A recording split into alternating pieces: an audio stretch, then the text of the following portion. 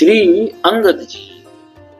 श्री अंगद जी, भक्तवर अभिलाषा को भगवान श्री जगन्नाथ जी ने पूर्ण किया।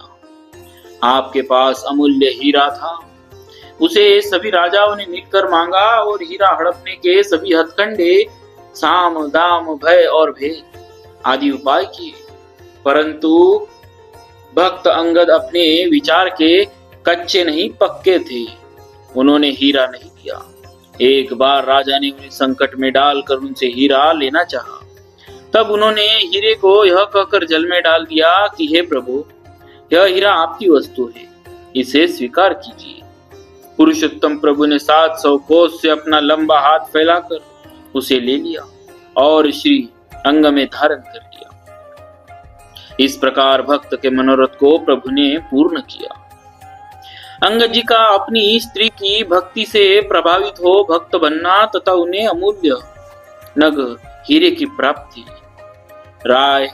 रायसेनगढ़ के राजा सिलाहदी सिंह थे। उनके चाचा अंगद सिंह जी पहले भगवत विमुख थे, पर उनकी स्त्री भगवत भक्ता थी। एक बार उनके श्री गुरुदेव घर पर आए और भक्ता शिष्या की प्रार्थना पर वे सुख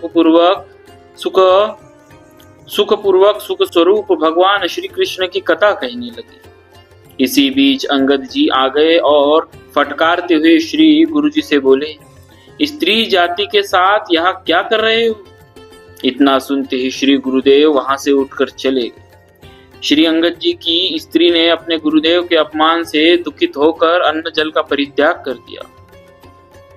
श्री अंगद जी तो संसारी सुखों के वशीभूत थे, अतः स्त्री को मनाते मनाते इन्होंने उनके पांव पकड़ लिए और कहा, अब जो कुछ भी तुम कहो वही मैं करूंगा।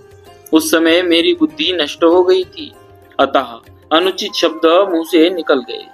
पति देव के दैन्य को देखकर उस भक्ता का हृदय दया से भर गया। उसने कहा, आप मेरे चरणों को छोड़कर मेरे गुरुदेव के चरणों में जाकर पड़िए और उन्हें प्रसन्न कर उनको अपना गुरु बनाइए।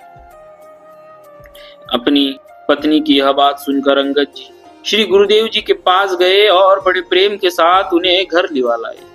दीन भाव से विनती कर उनके शिष्य बन गए। उन्हें सादर भोजन कराकर उनका उच्छिष्ट प्रसाद लिया। अब श्री अंगद जी के हृदय में भक्त भगवान और श्री गुरुदेव में एक नवीन प्रीति प्रकट हो गई। अपने भतीजे राजा सिलाहदी सिंह जी के आदेश अनुसार एक बार आपने एक शत्रु राजा के ऊपर चढ़ाई की और विजय प्राप्त कर ली।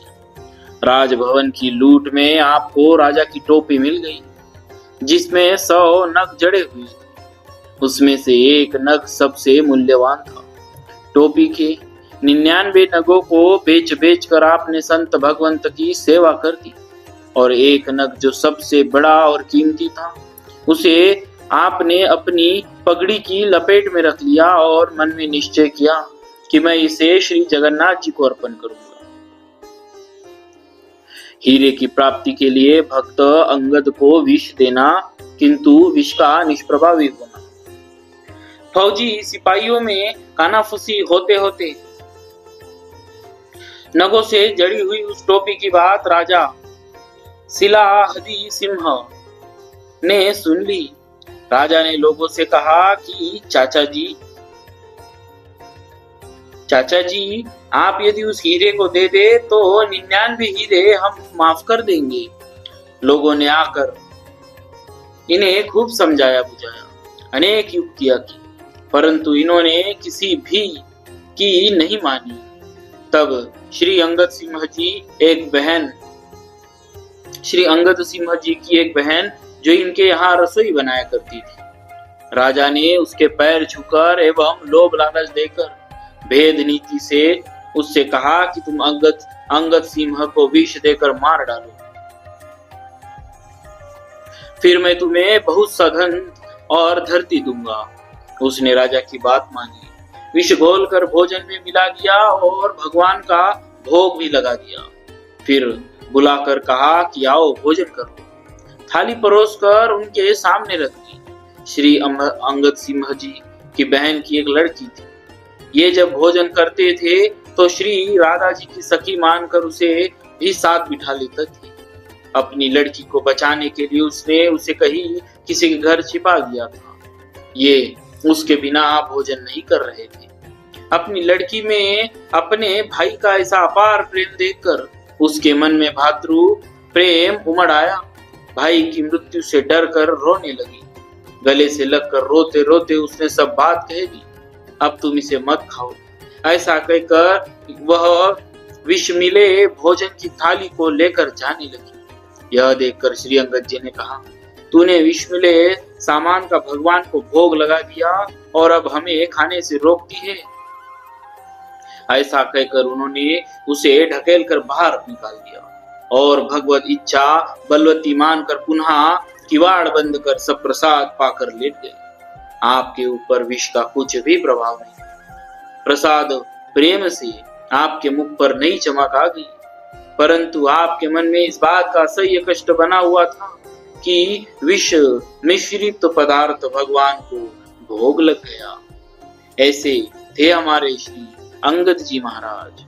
भक्तों, इनकी आगे की चरितावली हम अपने अगले वीडियोस में सुनेंगे। तो बोलिए भक्तराज श्री अंगद जी महाराज की जय।